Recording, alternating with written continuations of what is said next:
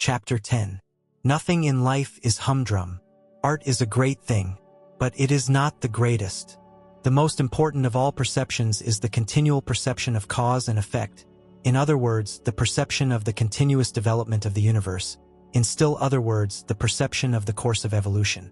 When one has thoroughly got imbued into one's head the leading truth that nothing happens without a cause, one grows not only large-minded, but large-hearted. It is hard to have one's watch stolen, but one reflects that the thief of the watch became a thief from causes of heredity and environment which are as interesting as they are scientifically comprehensible.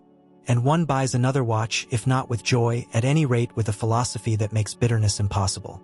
One loses, in the study of cause and effect, that absurd air which so many people have of being always shocked and pained by the curiousness of life. Such people live amid human nature as if human nature were a foreign country full of awful foreign customs. But, having reached maturity, one ought surely to be ashamed of being a stranger in a strange land. The study of cause and effect, while it lessens the painfulness of life, adds to life's picturesqueness. The man to whom evolution is but a name looks at the sea as a grandiose, monotonous spectacle, which he can witness in August for 3 shillings third-class return. The man who is imbued with the idea of development, of continuous cause and effect, perceives in the sea an element which in the day before yesterday of geology was vapor, which yesterday was boiling, and which tomorrow will inevitably be ice. He perceives that a liquid is merely something on its way to be solid, and he is penetrated by a sense of the tremendous, changeful picturesqueness of life. Nothing will afford a more durable satisfaction than the constantly cultivated appreciation of this. It is the end of all science.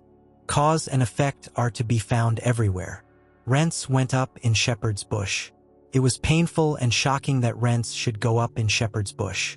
But to a certain point we are all scientific students of cause and effect, and there was not a clerk lunching at a Lyons restaurant who did not scientifically put 2 and 2 together and see in the once 2-penny tube the cause of an excessive demand for wigwams in Shepherd's Bush, and in the excessive demand for wigwams the cause of the increase in the price of wigwams.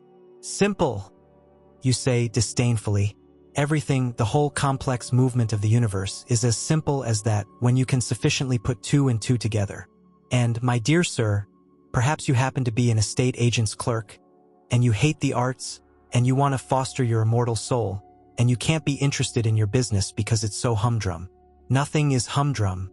The tremendous, changeful picturesqueness of life is marvelously shown in an estate agent's office. What? There was a block of traffic in Oxford Street. To avoid the block, people actually began to travel under the cellars and drains, and the result was a rise of rents in Shepherd's Bush.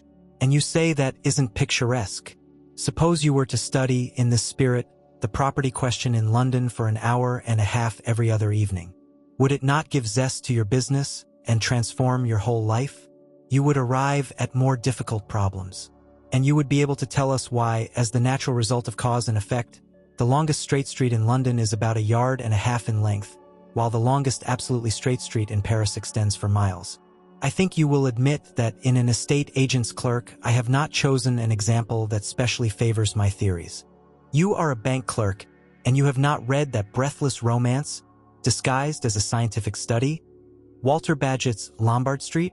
Ah, my dear sir, if you had begun with that, and followed it up for 90 minutes every other evening, how enthralling your business would be to you, and how much more clearly you would understand human nature.